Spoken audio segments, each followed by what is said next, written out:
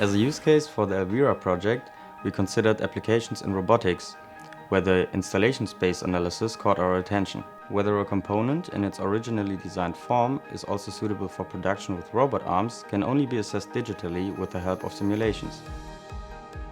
However, creating these simulations is quite time-consuming, which is why, in our opinion, a VR application was the obvious choice. For this purpose, we validated the design using a welding tool attached to the Vive controller and checked which necessary points might not be accessible.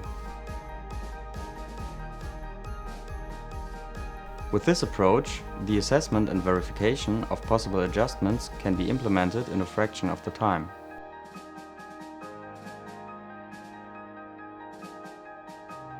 The great freedom of movement allows any conceivable positioning of the welding tool, so that alternative routes can also be tested quickly.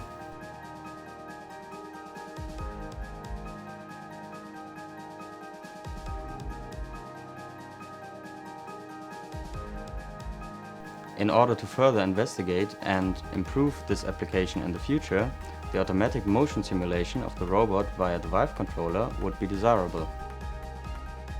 An additional and simplified collision detection of the robot arm would also bring further advantages.